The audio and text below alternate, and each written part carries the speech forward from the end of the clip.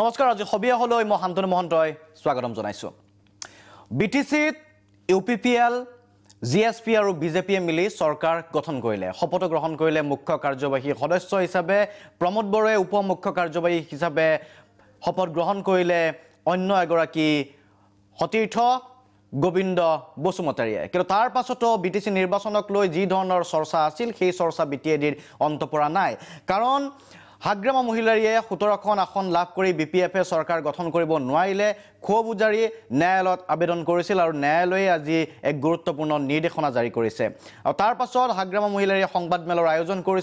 আয়োজন কৰি কেইবাটাও গুৰুত্বপূৰ্ণ প্ৰসংগ উত্থাপন কৰিছে এনে প্ৰেক্ষাপটত আজি কেইবাটাও দিশ গুৰুত্বপূৰ্ণ ন্যায়ালয়ৰ এই ৰায়দানত কি আছিল সেই সম্পৰ্কে আমি জানিবলৈ চেষ্টা কৰিম আমাৰ লগত উপস্থিত আছে বিটিসিৰ এই গোচৰটোৰ অধিবক্তা একে ভূঞা ডাঙৰীয়া আমি স্বাগতম জনাইছো একে ভূঞা ডাঙৰীয়াক ইউপিপিএলৰ উপসভাপতি মইনুল হক ডাঙৰীয়া আমাৰ মাজত উপস্থিত আছে মইনুল হক ডাঙৰীয়াক স্বাগতম জনাইছো আমাৰ জ্যেষ্ঠ সাংবাদিক নয়নজ্যোতি ভূঞা উপস্থিত আছে নিউজ ৰুমত নয়নজ্যোতি ভূঞাক স্বাগতম জনাইছো আৰু প্ৰাক্তন বিটিসি প্ৰধান বিটিসি চিফ হাগ্ৰামা মহিলাৰীৰ মন্তব্য বিশেষ মন্তব্য আমাৰ মাজত উপস্থিত আছে আমি সেই মন্তব্য দেখো আমাৰ মাজত আছে এই মন্তব্য মূলতঃ কেইবাটাও প্ৰসংগত গুৰুত্বপূৰ্ণ আৰু যেহেতু এটা কথা চৰ্চাত আছে যে শপত গ্ৰহণৰ পাছতো বিজেপি ইউপিপিএল আৰু জিএসপিৰ 24 গৰাকীকৈ পাৰিষদ কোকৰাঝাৰত গৈ কাম কৰিব কিন্তু পৰা নাই প্ৰথমতে গুৱাহাটীৰ হোটেল লিলিত আবদ্ধ হৈ থকাৰ পাছত পৰৱৰ্তী সময়ত হোটেল লিলিৰ পৰা তেওঁলোক শিলং পালেগৈ আৰু শিলঙৰ পৰা ডাউকি মেঘালয়তে তেওঁলোকে ঘূৰি ফুৰিছে কিন্তু কোকৰাঝাৰত গৈ উপস্থিত হৈ কাম কৰিব পৰা নাই আমাৰ সাংবাদিক নয়নজ্যোতি ভূঞাই সেই সম্পৰ্কে সবিশেষ জনাব কাৰণ নয়নজ্যোতি ভূঞায়ো এই পাৰিষদসকলৰ সৈতে পাৰিষদসকলৰ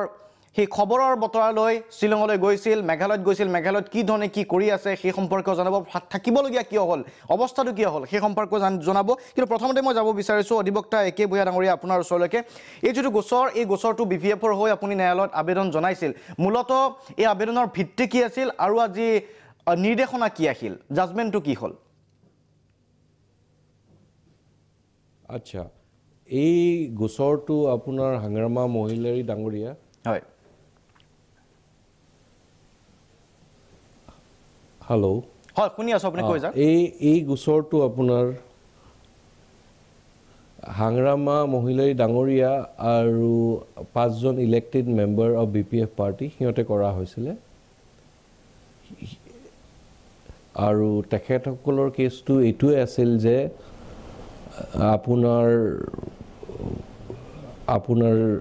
on the basis of certain letters been received by His Excellency Governor of Assam, Pramod Boro Dangoriak Chief Executive Member hisabe appointment di dile, plus subsequently there to Pramod Boro recommendation or basis of aru 6জন nominated members disile. So সেই বস্তুটো illegal হৈছে violation of the constitutional provisions, violation of আপোনাৰ Boreland election rules 2004 সেইটো governor of Assam notify কৰিছে আৰু এই ৰুলটো আপোনাৰ paragraph 2 sub paragraph 6 মতে গভৰ্ণৰ অফ আসামে নটিফাই কৰিছিল 38 ডিসেম্বৰ 2004ত আৰু এইটোত গোটেইটো lay down কৰিছিলে plus as BTC is one of the council in Assam so heitur karone 1951 rules asile so ei bilakor mote prothomote 89 clause mote government authority buli koise word authority use korise authority ejon manu nominate koribo tar pisot tekhete chairman আৰু vice chairman election কৰিব আৰু এই chairman vice চেয়াৰম্যানৰ election যোনটো হ'ব it is within confined to only elected members আৰু যোনে BTC ইলেকশনত election কৰি আহিছে যোন নমিনেটেড নহয় সো এজন যদি ক্যান্ডিডেট থাকে তেখেতৰ ইলেকশন হ'ব ভোট দিব যদি এজনতকৈ বেছি থাকে দেন তেতিয়া হলে গোটেই ইলেক্টেড মেম্বাৰ্স বিলাকৰ ভিতৰত জুনে বেছি ভোট পাব he will be the chairman and similarly vice চেয়াৰম্যানো হেনেকে ইলেকশন হ'ব তাৰপিছত আপোনাৰ so far election of আপোনাৰ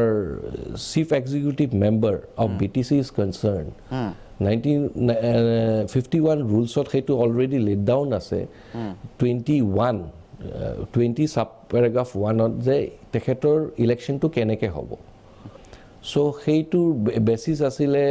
rule again 33 যেনেকে তাতে word to use কৰিছিলে আপোনাৰ deputy word to use কৰিছিলে হেৰি deputy chairman বুলি so তেখেতৰ ইলেকশ্যনটো যেনেকে হ'ব সেই এই ইলেকশ্যনটো যেনেকে হয় সেই ৰুলতে হেতু লে ডাউন কৰিছে প্ৰসিডিউৰটো but here in this case BPF was the largest single party হিয়তে 17টা জিকিছে আৰু other political parties those who have participated হিয়তৰ seats কম আছিলে আৰু এবাৰ ইলেকশ্যন হৈ যোৱাৰ পিছত সুপ্ৰিম কোৰ্টে টাইম ইন এগেইন প্ৰিভি কাউন্সিলৰ জাজমেন্টছ আছিলে তাতে কৈছিলে যে সিঙ্গল লাৰ্জেষ্ট পাৰ্টি যেতিয়া পোষ্ট প্ৰি পোল এলায়েন্স নাথাকে সিঙ্গল লাৰ্জেষ্ট পাৰ্টিক মাতিব লাগে কিন্তু হিয়াৰ ইন দিস কেস মাতা নাছিলে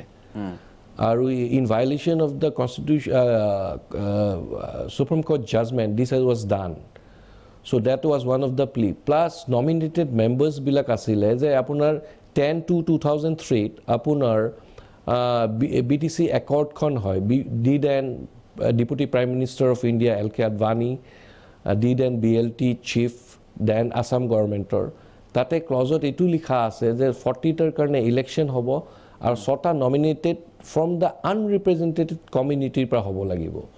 so election or last election or general candidates এজনতকৈ বেছি জিকিলে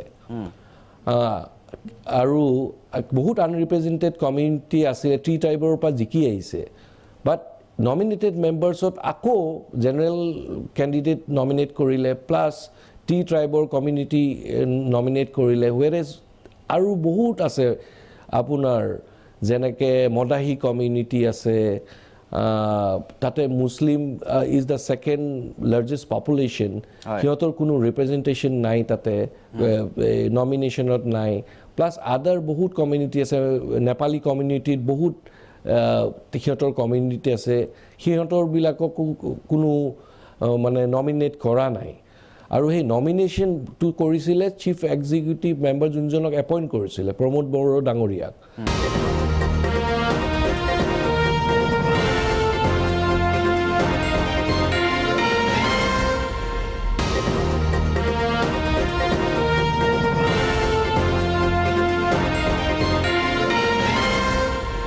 Promote Boro Dangorer election je hetu hua nai by way of voting by the elected members tekete nomination kenake koribo pare so in that view of the matter ami gutei khini challenge korisilu time and again apunar 14th or pisor pa every day hiote order pass kori asile executive member appoint kore committee tar pisot apunar subsequently nominate korile tar pisot pro time speaker appoint korile aru executive members swearing in korile this was going on and this is all absolutely illegal contrary to the established law so court emak hunile to last date jiti aisile matter to huni pelai court been convinced tothapi other side huniboloi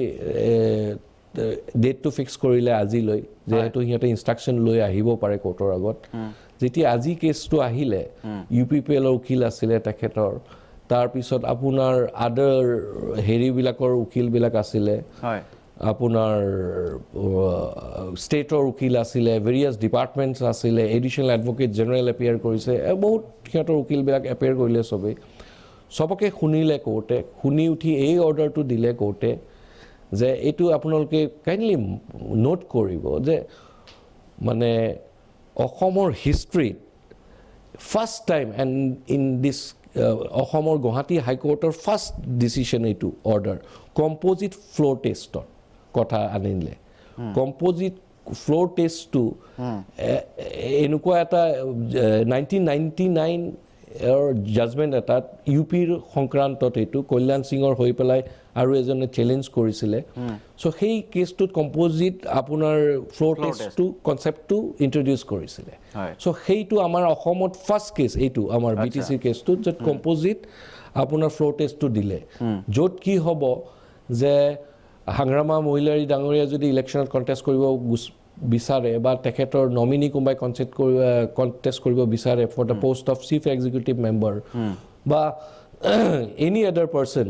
যদি contest কৰিব বিচাৰে সিহঁতে চবেই contest কৰিব পাৰিব আৰু contest কৰাৰ পিছত তাৰপিছত ইলেক্টেড মেম্বাৰ্ছবিলাকে ভোটিং কৰিব আৰু যোনে বেছি ভোট পাব হি উইল বি ইলেক্টেড এই ভোটিঙত আই মেড ইট ক্লিয়াৰ কোৰ্টে একদম ক্লিয়াৰলি কৈছে নমিনেটেড মেম্বাৰ্ছে ভোট দিব নোৱাৰিব ফাৰ্ষ্ট থিং ছেকেণ্ড থিং আপোনাৰ কোনো পলিচি ডিচিশ্যনছ ল'ব নোৱাৰে আৰু এই মেটাৰটো পেণ্ডিং আছে এতিয়া because here there are certain question that has been raised that has yet to be decided by the court so' কোৰ্টে এইটো আপোনাৰ 11/1/2021 তাৰিখে ফিক্স কৰিছে আৰু এই ৰুলটোত আপোনাৰ গোটেইখিনি কৈ দিছে জাজমেণ্টটোত আজি অৰ্ডাৰটোত কোৰ্টে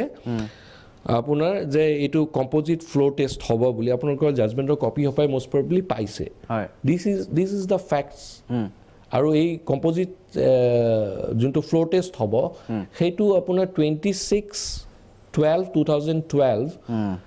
হ'ব বা তাৰ আগতে হ'ব আচ্ছা মানে 26 ডিসেম্বৰৰ ভিতৰত হ'ব লাগিব as per law they can proceed for the floor test এক প্ৰকাৰ পুনৰ এক নিৰ্বাচনে হ'ব সেই ধৰণৰ যদি সহজ ভাৰত আস্থা ভোটৰ কথাটো আহিব এতিয়া এক প্ৰকাৰ প্ৰায় নিৰ্বাচন আৰু এটা নিৰ্বাচন আস্থা ভোটৰ কথা নাই ইয়াতে নিৰ্বাচন হ'ব যোনটোৱে বেছি ভোট পাব হয় তেখেতক চিফ এক্সিকিউটিভ মেম্বাৰ হ'ব তেখেত বয়ানগৰ এই ভোটিং সিস্টেমটো কেনেকুৱা হ'ব কিবা ন্যায়ালয়ে সেই কথাও নিৰ্দেশনা দিছে নেকি এই ভোটিং সিস্টেমটো কেনেকুৱা হ'ব কি ধৰণে ভোট দিব কাক ভোট দিব কোনে দিব এইটো গম পোৱা হ'ব নে নহ'ব না কাক ভোট দিব সেইটো ইণ্ডিপেণ্ডেণ্ট ইলেক্টেড মেম্বাৰ্ছবিলাকে ইণ্ডিপেণ্ডেণ্টলি ডিচাইড কৰিব আচ্ছা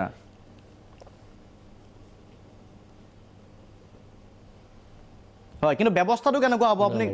জনাব পাৰিব নেকি ব্যৱস্থাটো কি ধৰণে হ'ব ব্যৱস্থাটো এইটোৱে হ'ব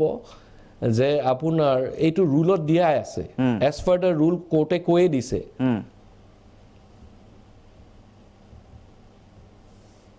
তেখেতৰ ভইচটো অহা নাই আচ্ছা হয় শুনি আছিলোঁ এজ পাৰ দ্য ৰুলত কি কোৱা আছে অলপ জনাব নেকি দৰ্শকক ভূঞা ডাঙৰীয়া যদি শুনি আছে মই শুনা পাইছোঁ আপোনাক আমাৰ দৰ্শকসকলে শুনি আছে আপোনাক ব্যৱস্থাটো ভোটিং ব্যৱস্থাটো কেনেকুৱা হ'ব ৰুলত দিয়া আছে বুলি কৈছে আপুনি কি ধৰণে দিয়া আছে অলপ যদি বুজাই দিয়ে যদি সম্ভৱ হয় হয় কওকচোন কি সুধিছিলে মই কৈছোঁ কি ভোটিং ব্যৱস্থাটো ভোটদান প্ৰক্ৰিয়াটো কেনেকুৱা হ'ব ৰুল মতে যিটো ৰুল দিয়া আছে ভোটদান প্ৰক্ৰিয়াটো কি ধৰণে হ'ব সেইটো ৰুলত দিয়া আছে আপোনাৰ যেনেকৈ ৰুল 33 বোলে ৰুল 33 অফ দ্য 51 ৰুলছত চিফ এক্সিকিউটিভ মেম্বাৰ কেনেকৈ ইলেক্ট হ'ব সেইটো লে ডাউন কৰা আছে ৰুলছত যে ইলেক্টেড মেম্বাৰ্ছবিলাকে যিমানকেইটা নমিনি ছাপ'জ দুজন নমিনেশ্যন দিলে for the post of chief executive member তেতিয়া গোটেইবিলাকে ভোট দিব আৰু যোনে হায়েষ্ট পায় he will be the CM suppose 3 জন উঠিলে বা 4 জন উঠিলে তেতিয়া নমিনেট কৰিলে সাপোজ সিহঁতে নমিনেশনত পাৰ্টিসিপেট কৰিলে এজনে প্ৰপ'জ কৰিলে এজনে আপোনাৰ সেকেন্ড কৰিলে and then election is held যোনে ম্যাক্সিমাম পাব he will be the winner আৰু সেইটো ৰুলত এক্সপ্ৰেছলি আপোনাৰ ক্লিয়াৰলি ৰুল অফ আপোনাৰ 51 or juntu autonomous council or juntu rule hetu will be applicable aru apuna clearly state korise with regard to the ejonot koi besi thakile ki hobo keneke voting to hobo boiso so independently irrespective of parties independently elected members say decision to lobo and that is the floor test to composite floor test ঠিক আছে ধন্যবাদ জ্ঞাপন কৰিছো একে ভূঞা ডাঙৰীয়া আৰু AI যেটো climax BTC নিৰ্বাচনৰ ক্লাইমেক্স এআই নিৰ্বাচন হৈ গল সিএম হিচাপে শপত গ্ৰহণ কৰিলে ডেপুটি সিএম হিচাপে শপত গ্ৰহণ কৰিলে কিন্তু তাৰ পাছত আকৌ এটা নিৰ্বাচন এতিয়া ন্যায়ালয়ৰ নিৰ্দেশ মতে কম্পোজিট ফ্লোৰ টেষ্ট বুলি কোৱা হৈছে অসমত প্ৰথমবাৰৰ বাবে এই ধৰণৰ নিৰ্দেশনা দিছে গুৱাহাটী উচ্চ ন্যায়ালয়ে এটা পুনৰ এটা অগ্নি পৰীক্ষাৰ সন্মুখীন হ'ব লাগিব ইউপিপিএলৰ প্ৰমোদ বৰকে প্ৰমুখ্য কৰি ইউপিপিএল বিজেপি আৰু জিএছপিৰ মিত্ৰজোঁটে কি ধৰণে সাজু ইউপিপিএল আৰু এইভাবেই হয়তো এই পাৰিষদসকলক এই পৰ্যন্ত হাগ্ৰামা মহিলাৰীৰ সংস্পৰ্শলৈ আহিবলৈ দিয়া হোৱা নাই নয়নজ্যোতি ভূঞাই সেই সম্পৰ্কে জনাব ইউপিপিএলৰ উপসভাপতি মইনুল হক ডাঙৰীয়া আমাৰ মাজত আছে এটা সময় বাণিজ্যিক বিৰতিৰ পাছত পুনৰ উভতি আহিম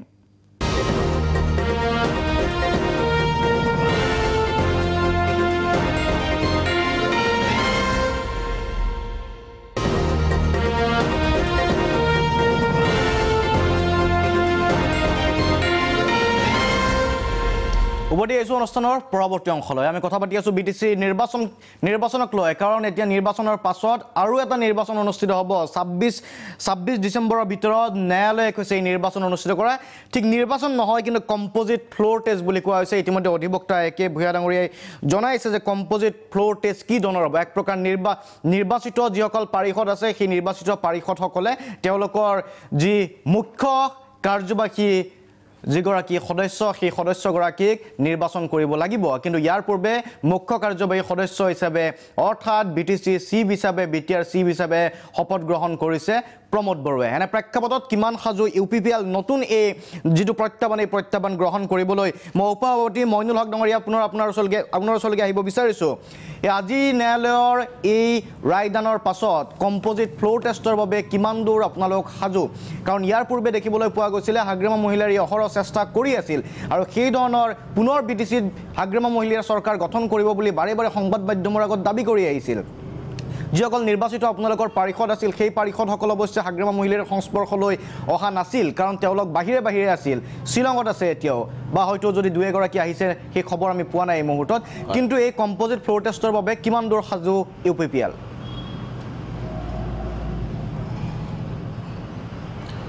হয় আমি ইউপিপিএলে সম্পূৰ্ণভাৱে সাজু কাৰণ হাগ্ৰামা মহিলা ডাঙৰীয়াই যিমানেই আইনত দ্বাৰস্থ নহওক কিয় মাননীয় উচ্চতম ন্যায়ালয়ে ইতিমধ্যে ৰায় দিছে আস্থা ভোটৰ আৰু ইতিমধ্যে BTRৰ 35 লক্ষ জনসাধাৰণে ইউপিপিএলৰ প্ৰতি আস্থা ৰাখিছে আৰু যি মিলিজুলি চৰকাৰ হৈছে বিজেপি GSP আৰু ইউপিপিএলৰ তিনিওটা দলৰে গঠবন্ধনত আমি চৰকাৰ বনাবলৈ কৈ আছোঁ এই তিনিওটা দলৰ গঠবন্ধনক সন্মান জনাই আস্থা ৰাখিছে BTRবাসী আস্থা ৰাখিছে আমিও সম্পূৰ্ণভাৱে আস্থাত আছোঁ আৰু যি আস্থা ভোটৰ মানে শুনানি দিছে সেয়া আমাৰ পক্ষে আমি ইউপিপিএলে সম্পূৰ্ণভাৱে সাজু আমাৰ পক্ষে হ'ব আৰু ইতিমধ্যে যিসকলে বিভিন্ন ঠাইত আছে বুলিও আপোনালোকে কৈ আছে সংবাদ মাধ্যমত তেওঁলোকে অলপ বিশ্ৰামৰ কাৰণে ইফাল সিফাল গৈছে যিহেতু এটা বিতৰ্কৰ মাজত আছিলে তেওঁলোকে সকলো আমাৰ পক্ষতে আছে আৰু ইতিমধ্যে আমি দুটা এটা আমাৰ সিট বাঢ়িছেহে ৰেওৰা নামৰ এজন MCLA তেখেতে আমাৰ বিজেপি দলত আহিছে মানে আমাৰ পক্ষতে আহিব আমাৰ আস্থাতে আহিছে যেহেতু বিজেপি আমাৰ লগত আছে কাৰণ বিজেপিও বিচাৰিছে পৰিৱৰ্তন GSP বিচাৰিছে পৰিৱৰ্তন আমি ইউপিপিএলও পৰিৱৰ্তন বিচাৰিছোঁ BTRৰ 35 লক্ষ জনসাধাৰণে পৰিৱৰ্তন বিচাৰিছে পৰিৱৰ্তনৰ স্বাৰ্থত এই আস্থা ভোট আমাৰ ইউপিপিএলৰ স্বাৰ্থতে ইউপিপিএলৰ পক্ষে হ'ব আৰু ইউপিপিএল ইতিমধ্যে আমাৰ মাননীয় সভাপতি প্ৰমোদ বৰুৱা ডাঙৰীয়া ইতিমধ্যে পৰিৱৰ্তনৰ শ্লোগানত মুখ্য কাৰ্যবাহী হিচাপে দায়িত্ব লৈ পৰিৱৰ্তনৰ যি শুভাৰম্ভণি কৰি গৈ আছে বিভিন্ন ছাডেন ভিজিটৰ লগতে কাৰ্যালয়ত বহি পেলাই বিভিন্ন বিষয়াসকলৰ লগত মত বিনিময় কৰি আছে তেখেতৰ ইচ্ছা যে 35 লক্ষ জনসাধাৰণৰ মানে যি ইচ্ছা যি মানে মনোভাৱ সম অধিকাৰ সমবিকাশ আৰু সমমৰ্যাদাৰ যি ইচ্ছা আকাংক্ষা আছে সেয়া পূৰা কৰাৰ স্বাৰ্থত তেওঁ আগুৱাই গৈ আছে গতিকে যি আস্থা ভোটৰ মানে শুনানি দিছে আমি সন্মান জনাইছোঁ সেই আস্থা ভোটৰ শুনানিক ঠিক আছে মই আহিম পুনৰ আপোনাৰ ওচৰলৈকে কাৰণ আজি এই আস্থা ভোটৰ শুনানি ন্যায়ালয়ৰ নিৰ্দেশনাৰ পাছতে হাগ্ৰামা মহিলাৰীয়ে সংবাদমেলৰ আয়োজন কৰিছিল হাগ্ৰামা মহিলাৰী আজি সংবাদমেলত কি কৈছে সেই কথাটো আপোনালোকক বা দৰ্শকসকলে আমি দেখুৱাম কাৰণ তাৰ পাছতে বাকী কিছু নতুন সমীকৰণৰ কথা এতিয়া চিন্তা চৰ্চাত চলিছে কাৰণ দিছপুৰৰ সৈতে BPFৰ মিত্ৰতা আঁতৰ হোৱা নাই তেনে প্ৰেক্ষাপটত আজি আস্থা ভোটৰ প্ৰসংগ যেতিয়া উত্থাপিত হ'ল প্ৰথম অৱস্থাত হাগ্ৰামা মহিলাৰ মন্তব্য এই ধৰণৰ আছিল যে আমি BTC গঠন কৰিমেই কিন্তু আজি আচলতে আজি এই ন্যায়ালয়ৰ এই ৰায়দানৰ পাছত এই নিৰ্দেশনাৰ পাছত যেতিয়া আস্থা ভোটৰ কথাটো আহিল যেতিয়া কম্পোজিট ফ্লোৰ টেষ্টৰ কথাটো আহিল প্ৰকৃততে আকৌ এটা নিৰ্বাচনৰ প্ৰেক্ষাপটতে যেতিয়া ওলাল সেই সময়ত হাগ্ৰামা মহিলাৰে কি কৈছে সেই সম্পৰ্কে আমি চাই লওঁ আহক অহা 24 তাৰিখত আমাৰ BTCত কাউন্সিলৰ গভৰ্ণমেণ্ট ফৰ্ম কৰিবৰ কাৰণে ফ্লোৰ টেষ্ট কৰা হ'ব বুলি গুৱাহাটী হাইকোৰ্টে এটা অৰ্ডাৰ দিছে। এই হিচাপত 24 তাৰিখত কোনে চৰকাৰ কৰে ইয়াৰ কাৰণে ফ্ল'ৰ টেষ্ট কৰা হ'ব। যেন হওক আমি BPF দলৰ হৈ পেলাই আৰু BTC বাকী ৰাইজৰ হৈ পেলাই মোৰ এটাই আহ্বান যে আমি ৰিজনেল পাৰ্টিসকলে একগোট হৈ পেলাই চৰকাৰ বনাব লাগে। BPF দলৰ হৈ বা BTC বাকী ৰাইজৰ হৈ মই আপিল কৰিছোঁ। যেনে ৰিজনেল পাৰ্টি বুলি ক'লে BPF, আমাৰ UPPL, গণ সুৰক্ষা পাৰ্টি বা AGP বা যিমান মানে ৰিজনেল পলিটিকেল পাৰ্টি আছে আমি সকলোৱে একগোট হৈ পেলাই BTC চৰকাৰ কৰিবৰ কাৰণে মই সকলোকে আহ্বান জনাইছোঁ। নহ'লে যদি ইয়াত কোনোবা নেশ্যনেল পাৰ্টিয়ে যদি ইয়াত শাসন কৰিব লগা হয় তেতিয়াহ'লে BTCৰ অস্তিত্ব নাথাকিব। এইকাৰণে মই ৰিজনেল ফ'ৰ্চ বা ৰিজনেল পলিটিকেল পাৰ্টিসকলক মই অনুৰোধ কৰিছোঁ আমি একেলগে একগোট হৈ পেলাই অহা 24 তাৰিখত আমি ফ্ল'ৰ টেষ্টত মানে ৰিজনেল পাৰ্টি হিচাপে একগোট হৈ পেলাই আমি ভোটদান কৰিব লাগে আৰু চৰকাৰটো বনাব লাগে। ঠিক আছে, এয়া আছিলে হাগ্ৰামা মহিলাৰ মন্তব্য। আজি ৰায়দানৰ পাছত হাগ্ৰামা মহিলাৰ এতিয়া কৈছে নতুন ট্ৰাম্প কাৰ্ড এয়া যে এতিয়া ৰাষ্ট্ৰীয় শক্তি নহয় আঞ্চলিক শক্তি BPF, UPPL, AGP, GSP যিকেইখন আঞ্চলিক শক্তি আছে, আঞ্চলিক দল আছে, সেই দলসমূহ একত্ৰিত হৈ এতিয়া চৰকাৰ গঠনৰ প্ৰসংগ উত্থাপিত কৰিছে। আৰু হাগ্ৰামা মহিলাৰ কৈছে যদি ৰাষ্ট্ৰীয় দল প্ৰৱেশ কৰে BTCৰ অস্তিত্ব নাথাকিব। নয়নজ্যোতি ভূঞাৰ ওচৰলৈকে এবাৰ আহিব বিচাৰিছোঁ বা মঞ্জুলক ডাঙৰীয়া পুনৰ যাম আপোনাৰ ওচৰলৈ। তাৰ পাছত নয়নজ্যোতি ভূঞা, সামগ্ৰিকভাৱে আপুনি পৰিস্থিতিটো বিশ্লেষণ কৰিছে বা দেখা তত্ত্বাৱধানত আছে আপুনি বা আপোনাৰ নিৰীক্ষণত আছে। আপুনি শ্বিলঙলৈ গৈছিল, পাৰিষদসকল য'লৈকে লৈ যোৱা হৈছিলে তেওঁলোকক আপোনালোকে দেখা পাইছে। হাগ্ৰামা মহিলাৰে প্ৰথম অৱস্থাৰ পৰাই কিন্তু মানি লোৱা নাছিল, কাৰণ 17খন আসন লাভ কৰিছিল, ন্যায়ালয়ত দ্বাৰস্থা হৈছিল, সমান্তৰালভাৱে কিন্তু পাৰিষদসকলকো যোগাযোগৰ চেষ্টা চলাই আছিলে। কিন্তু প্ৰথমতে গুৱাহাটীৰ হোটেল লিলি আৰু তাৰ পাছত শ্বিলং, এই পৰ্যন্ত সংস্পৰ্শত আহিছে নেকি কোনোবা, কণ্টেক্টত আহিছে নেকি, যোগাযোগত আহিছে নেকি, বা ফ্ল'ৰ টেষ্ট যে এতিয়া আছে ফ্ল'ৰ টেষ্টৰ ৰণনীতি কি হ'ব পাৰে এতিয়া? হয় শান্তনু, সঁচাই এটা ইণ্টাৰেষ্টিং ৰাজনৈতিক খেল এখন ইয়াত চলি আছে আৰু যিটো আগতে কোনোদিনে আমি দেখা নাছিলোঁ তেনেকুৱা এটা দিন হয়তো আহি আছে যিটো 26 তাৰিখে হ'বলৈ গৈ আছে। আৰু যিটো কথা কোৱা গৈছে বা আপুনি যিটো কথা ইতিমধ্যে বিশ্লেষণ কৰিছে যে কেনেকুৱা ধৰণৰ এখন ৰাজনৈতিক ইয়াত খেল হ'ব, কাৰণ যিজন হাগ্ৰামা মহিলাৰে অনবৰতে তেওঁ দাবী কৰি আছিল যে তেওঁৱেই BTC চিফ হ'ব ইলেকশ্যনৰ আগলৈকে, ইলেকশ্যনৰ পিছতো তেওঁ কৌশল অব্যাহত ৰাখিছে। আৰু হাগ্ৰামা মহিলাৰে এই ৰণনীতিৰ ভয়তেই কওক বা যি আস্থা ভোট, এই আস্থা ভোটত যাতে এনেকুৱা এটা পৰিস্থিতি হ'ব বুলি হয়তো UPPL আগতে গম পাইছিলে যেতিয়া ইয়াতে আবেদন দাখিল কৰিছিল হাগ্ৰামা মহিলাৰীয়ে। গতিকে সেই তেনেকুৱা এটা স্থিতিৰ পিছত আজি হাগ্ৰামা মহিলাৰীৰ যিটো সুৰ সেই সুৰটো সলনি হৈছে। গতিকে আপুনি যদি চাই UPPL আৰু হাগ্ৰামা মহিলাৰী একগোট হৈ তেওঁ যিটো আহ্বান জনাইছে সেই আহ্বানটোক কিমান সঁহাৰি দিব প্ৰমোদ বড়োৱে তাৰ ওপৰত কিন্তু এটা প্ৰশ্ন চিহ্ন উদয় হৈছে। কাৰণ হাগ্ৰামা মহিলাৰী আৰু প্ৰমোদ বড়ো সদায় তেওঁলোকে এটা বিপৰীত মেৰুত নিজে অৱস্থান কৰি আহিছে। সেয়া আমি এপছুৰ সময়ৰ পৰাই দেখিছোঁ যে এপছুৱে যিটো সিদ্ধান্ত গ্ৰহণ কৰে সেইটো সদায় হাগ্ৰামা মহিলাৰে বিৰোধিতা কৰে, হাগ্ৰামা মহিলাই যিটো সিদ্ধান্ত গ্ৰহণ কৰে এপছুৱে সেইটো বিৰোধিতা কৰি আহিছিল। গতিকে সেইখন প্লেটফৰ্মৰ পৰা আহি UPPLৰ সভাপতিৰ দায়িত্ব ল'লে প্ৰমোদ বড়োৱে, তাৰপিছত নিৰ্বাচন তেওঁলোকে চমকপ্ৰদ সফলতা আনি BJPৰ সৈতে একগোট হৈ এই যি চৰকাৰ সেই চৰকাৰ গঠন কৰিলে। এতিয়া যিহেতু আস্থা ভোটৰ কথাটো আহিছে, প্ৰথম কথা যে যদি সকলো ঠিকে থাকে তেতিয়াহ'লে UPPL আৰু BJPয়ে আস্থা ভোটত জয়লাভ কৰিবই, তাত কোনো ধৰণৰ সন্দেহ নাই। যদিহে সকলো ঠিকে নাথাকে, যিটো কথা আমি দেখিছোঁ হোটেল লিলিত যেনেধৰণৰ এটা পৰিস্থিতি 8 দিন ধৰি সেইসকল পাৰিষদক আবদ্ধ কৰি ৰখা গ'ল, আমি যিটো দেখিলোঁ এতিয়া শ্বিলঙৰ অসম ভৱনত যে পাৰিষদসকলক আবদ্ধ কৰি ৰখা গৈছে। আৰু যিটো কথা আপুনি সুধিছে বা এনেকুৱা ধৰণৰ এটা চৰ্চাও চলি আছে যে তেওঁলোকক কোনোবা BJP হাগ্ৰামা মহিলাৰ এজেণ্টে লগ কৰিছে নেকি, সেইখিনি ক্ষেত্ৰত আমি ক'ব পাৰোঁ যে সম্পূৰ্ণৰূপে এইটো এটা গুপুতে ৰখা গৈছে আৰু এইটো লগ কৰাৰ সম্ভাৱনা একেবাৰে নাই। মই কিয় কৈছোঁ এই কথাটো যে তেওঁলোকৰ যিবোৰ ছ'চিয়েল মিডিয়া ফেচবুকেই হওক বা হোৱাটছআপেই হওক এটা কৰি আহিছিল। গতিকে সেইখন প্লেটফৰ্মৰ পৰা আহি UPPLৰ সভাপতিৰ দায়িত্ব ল'লে প্ৰমোদ বড়োৱে, তাৰপিছত নিৰ্বাচন তেওঁলোকে চমকপ্ৰদ সফলতা আনি BJPৰ সৈতে একগোট হৈ এই এই যি চৰকাৰ সেই চৰকাৰ গঠন কৰিলে এতিয়া যিহেতু আস্থা ভোটৰ কথাটো আহিছে প্ৰথম কথা যে যদি সকলো ঠিকে থাকে তেতিয়াহ'লে UPPL আৰু বিজেপিয়ে আস্থা ভোটত জয়লাভ কৰিবই তাত কোনো ধৰণৰ সন্দেহ নাই যদিহে সকলো ঠিকে নাথাকে যিটো কথা আমি দেখিছোঁ হোটেল লিলিত যেনে ধৰণৰ এটা পৰিস্থিতি 8 দিন ধৰি সেইসকল পাৰিষদক আবদ্ধ কৰি ৰখা গ'ল আমি যিটো দেখিলোঁ এতিয়া শ্বিলঙৰ অসম ভৱনত যে পাৰিষদসকলক আবদ্ধ কৰি ৰখা গৈছে আৰু যিটো কথা আপুনি সুধিছে বা এনেকুৱা ধৰণৰ এটা চৰ্চাও চলি আছে যে তেওঁলোকক কোনোবা বিজেপি হাগ্ৰামা মহিলাৰ এজেণ্টে লগ কৰিছে নেকি সেইখিনি ক্ষেত্ৰত আমি ক'ব পাৰোঁ যে সম্পূৰ্ণৰূপে এইটো এটা গুপুতে ৰখা গৈছে আৰু এইটো লগ কৰাৰ সম্ভাৱনা একেবাৰে নাই মই কিয় কৈছোঁ এই কথাটো যে তেওঁলোকৰ যিবোৰ ছ'চিয়েল মিডিয়া ফেচবুকেই হওক বা হোৱাটছআপেই হওক সেয়া সম্পূৰ্ণৰূপে ব্লক কৰি দিয়া গৈছে আৰু মনিটৰিঙত ৰখা গৈছে তেওঁলোকে কোনো ফেচবুক ষ্টেটাছ এইকেইদিনত আপডেট কৰা নাই মাত্ৰ হোৱাটছআপ ষ্টেটাছটো তেওঁলোকে আপডেট কৰি আছে ফোনৰ যিবোৰ তেওঁলোকৰ কলিং প্ৰতিটো ফোন কল ৰেকৰ্ড কৰা গৈছে ট্ৰেচিং কৰা গৈছে আৰু কেৱল যে 24 জন পৰিষদীয় সমষ্টি যিকেইজন বিজয়ী প্ৰাৰ্থী তেওঁলোকৰ ওপৰতে ট্ৰেচিং কৰিছে তেনেকুৱা নহয় তেওঁলোকৰ সোঁৱে বাৱে লাগি থকা যিসকল নেতা পালি নেতা আছে তেওঁলোকৰো ফোন সম্পূৰ্ণৰূপে ট্ৰেচিঙত ৰখা গৈছে আৰু সেইকাৰণে কৈছোঁ যে যদি কিবা কাৰণত কোনোবা ইয়াত যদি এজেণ্টে যোগাযোগ কৰিছে সেয়া কিন্তু মনিটৰিঙত আছে বিজেপি নেতৃত্বৰ মনিটৰিঙত আছে UPPL নেতৃত্বৰ আৰু তেওঁলোকে অতি সোনকালে মাত্ৰ ফ্লিক অফ ছেকেণ্ডছত তেওঁলোকে এইটো কথা গম পাই যাব দ্বিতীয় কথাটোলৈ আহিছোঁ যিহেতু ফ্ল'ৰ টেষ্টৰ কথাটো কোৱা গৈছে এতিয়া ফ্ল'ৰ টেষ্টটো মই কৈছোঁৱে যে সকলো ঠিকে থাকিলে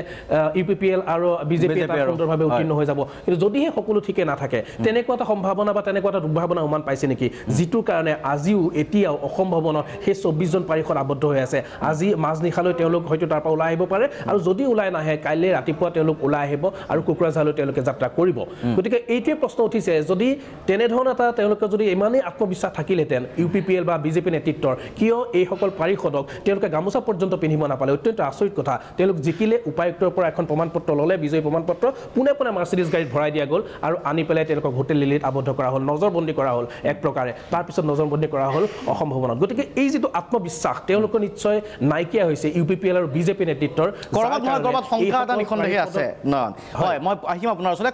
কৰবাত শংকা এটা নিখন্দেহে আছে এতিয়া কথা হ'ল দুই ধৰণৰ কম্পজিট ফ্ল'ৰ টেষ্ট যদি হয় বা যদি এতিয়া আপুনি কোৱা ধৰণে সকলো ঠিকে থাকে তেনেহ'লে UPPL বিজেপি আৰু GSPয়ে চৰকাৰ গঠন কৰিব যদি সকলো ঠিকে নাথাকে তেনেহ'লে তাত কেনে লাগিব দ্বিতীয় প্ৰসংগ হাগ্ৰামা মহিলাৰীয়ে আজি নিজে এতিয়া আবেদন জনাইছে যে UPPL GSP আৰু BPF একেলগে লগ হৈ চৰকাৰখন গঠন কৰিব লাগে বিজেপিক বাদ দি দিব লাগে এতিয়া এই প্ৰস্তাৱটোক UPPLে কি ধৰণে গ্ৰহণ কৰে সেয়া লক্ষণীয় হ'ব UPPLে গ্ৰহণ কৰিব হাগ্ৰামাৰ এই প্ৰস্তাৱক নে নকৰে এটা চমু বাণিজ্যিক বিৰতিৰ পাছত মইনুল হক ডাঙৰীয়াই উত্তৰ দিব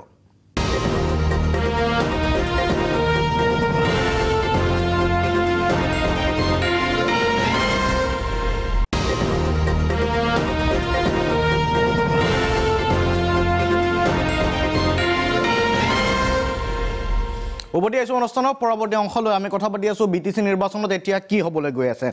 কম্পজিট ফ্ল'ৰ টেষ্টৰ প্ৰয়োজন আহি পৰিছে 26 তাৰিখৰ পূৰ্বে সেয়া হ'ব লাগিব ন্যায়ালয়ে কৈছে মই মইনুল হক ডাঙৰীয়া পুনৰ আপোনাৰ ওচৰলৈকে আহিব বিচাৰিছোঁ আজি এই ঘোষণাৰ পাছত ন্যায়ালয়ৰ ঘোষণাৰ পাছত হাগ্ৰামা মহিলাৰীয়ে সংবাদমেলযোগে কি আহ্বান জনাইছে সেয়া আপুনিও এই মুহূৰ্তত স্পষ্টকৈ শুনা পালে তেখেতে কৈছে কি যে ৰাষ্ট্ৰীয় দল নহয় আঞ্চলিক যিসমূহ দল আছে BTCৰ BPF UPPL GSP একেলগে আহক ফ্ল'ৰ টেষ্টত আমি একেলগে চৰকাৰ গঠন কৰোঁ ৰাষ্ট্ৰীয় দলৰ সৈতে আমি নাথাকোঁ থাকিলে BTC ধ্বংস হৈ যাব আৰু তাৰ বাবে তেখেতে এই চৰ্তটোও দিছে দৰকাৰ হ'লে তেখেতে চিফৰ দায়িত্ব এৰি দিব বা চিফ হ'ব নিবিচাৰে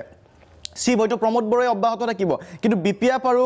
UPPLে সন্মিলিত হৈ চৰকাৰ গঠনৰ এটা প্ৰস্তাৱ আগবঢ়াইছে এই প্ৰস্তাৱটোক UPPLে কি ধৰণে গ্ৰহণ কৰিব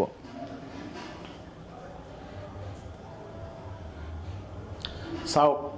তেখেতে বিগত 17 বছৰে নেতৃত্ব দি আহিছিলে BTCৰ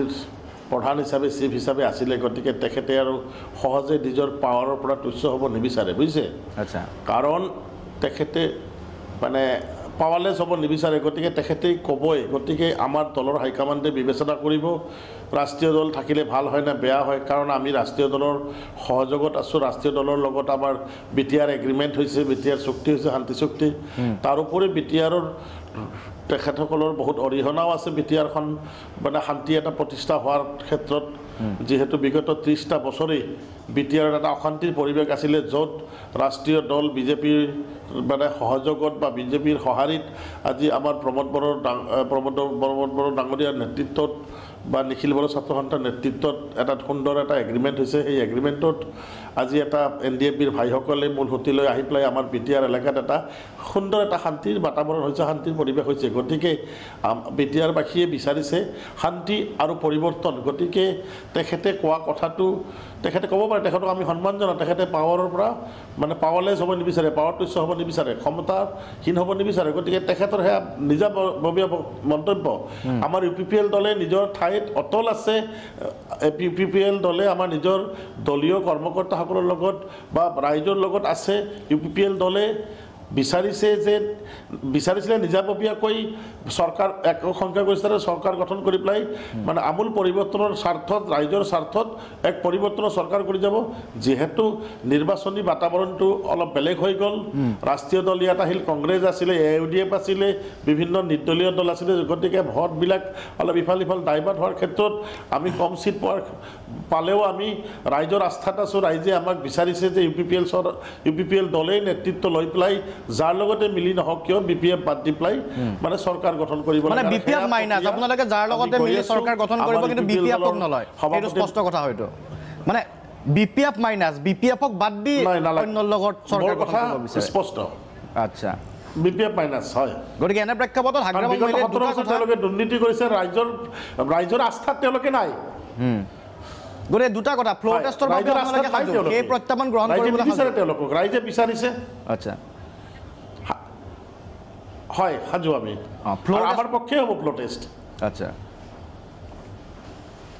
নিঃসন্দেহে ফ্ল'ৰ টেষ্টৰ বাবে সাজু, কিন্তু BPF-ৰ আজি হাগ্ৰামা মহিলাৰ যি আহ্বান, সেই আহ্বানৰ প্ৰতি কিন্তু সঁহাৰি আচলতে নজনায়। যদি নজনায় তেনে প্ৰেক্ষাপটত ফ্ল'ৰ টেষ্টত হাগ্ৰামা মহিলাৰে তীব্ৰ প্ৰত্যাহ্বানৰ সন্মুখীন হ'ব লাগিব। কাৰণ এই পৰ্যন্ত যি বিজেপি কংগ্ৰেছৰ পাৰিষদগৰাকীও ইতিমধ্যে মিত্ৰজোঁটত আহি গৈছে। গতিকে তেনে প্ৰেক্ষাপটত সংখ্যা এই মুহূৰ্তত অধিক হৈ আছে BJP, UPPL, GSP আৰু কংগ্ৰেছৰ এগৰাকী পাৰিষদক মিলি। তেনে প্ৰেক্ষাপটত যদি হাগ্ৰামা মহিলাৰ সেই আহ্বান যদি সঁহাৰি নলয়, এজন আহিছে হয় নাৰ্জীহাৰী, হয় BPF-ৰ পৰা এজন আহিছে। গতিকে সংখ্যাৰ ক্ষেত্ৰত আপোনালোকৰ হৈ আছে। BPF-ক বাদ দি আমি হয় শক্তিশালী হৈ আছোঁ। আৰু ৰাইজে বিচৰা মতে আস্থা ভোটত আমিয়ে ছাকচেছ হ'ম, আমিয়ে সাফল্যমণ্ডিত হ'ম আৰু আমাৰ পক্ষতে হ'ব।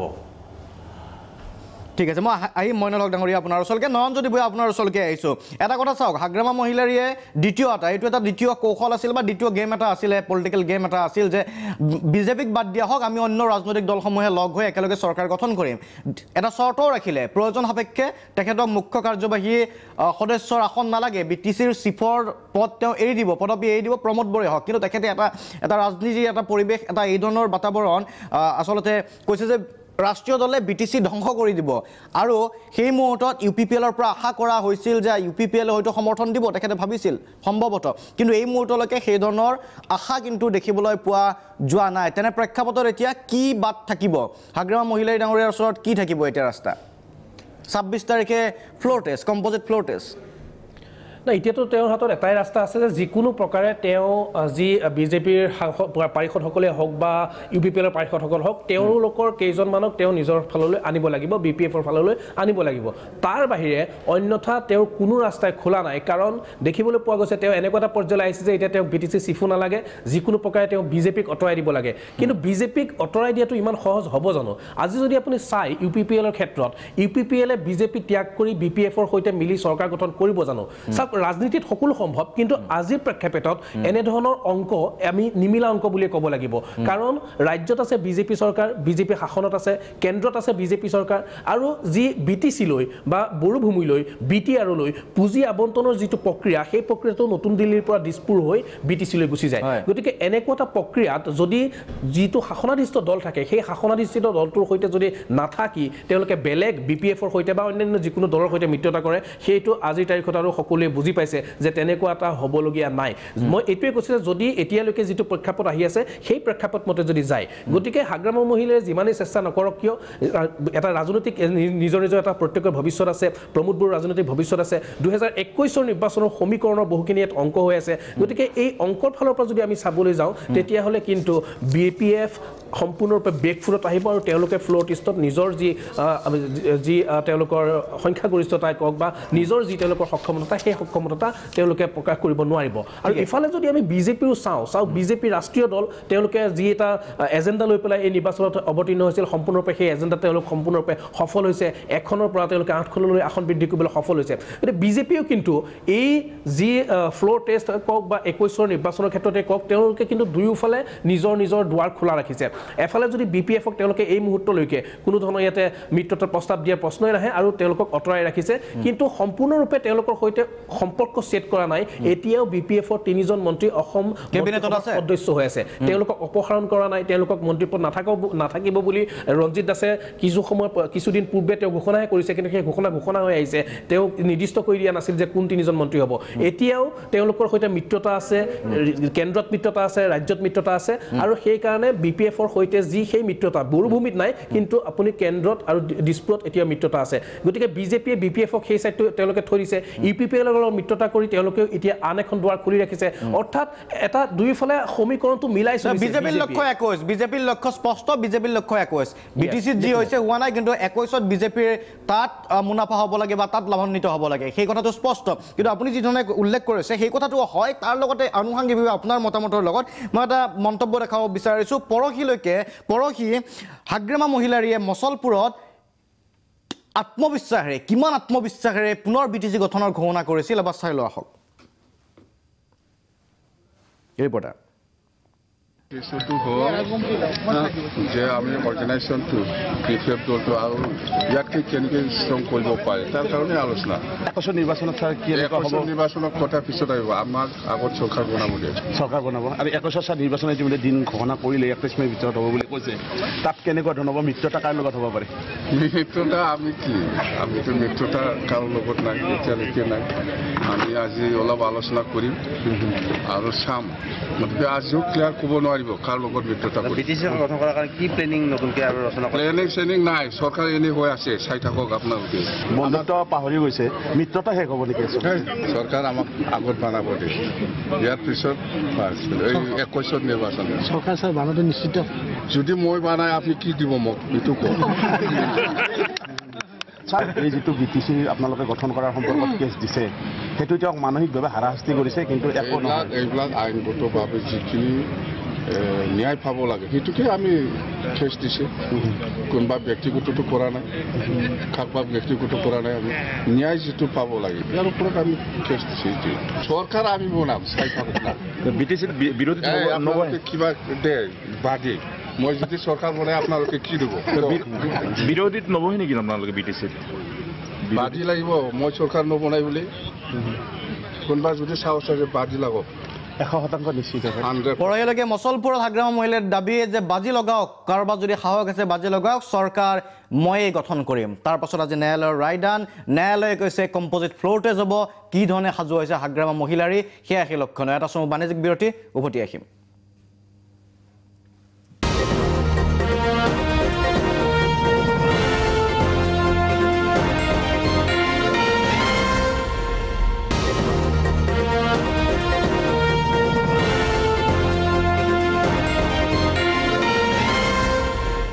উভতি আহিছোঁ অনুষ্ঠানৰ শেষ অংশলৈ আমাৰ সময় খুব কম আছে গতিকে 26 তাৰিখত কম্পজিট ফ্ল'ৰ টেষ্ট কোন দলৰ কি ৰণনীতি মই UPPL-ৰ উপসভাপতি মইনুল হক ডাঙৰীয়া পুনৰ আপোনাৰ ওচৰলৈ আহিছোঁ শেষৰটো মন্তব্য চমুকৈ জানিব বিচাৰিছোঁ সময় যিহেতু খুব কম আছে গতিকে আপুনি বিৰতিৰ পূৰ্বে চাগে দেখা পাইছিলে হাগ্ৰামা মহিলাৰ কি ধৰণৰ এটা আত্মবিশ্বাস কৈছিলে যে বাজি মাৰক আপোনালোকৰ যদি সাহস আছে এই ধৰণৰ মন্তব্য আছিল তাৰ পাছত আপোনালোকৰ পাৰিষদসকলো কিন্তু আহিব পৰা নাই এতিয়াও হয়তো গুৱাহাটী বা কোকৰাঝাৰত প্ৰৱেশ কৰা নাই 26 তাৰিখৰ আগলৈকে আপোনালোকে হয়তো কোকৰাঝাৰত আপোনালোকৰ পাৰিষদসকল নাথাকিব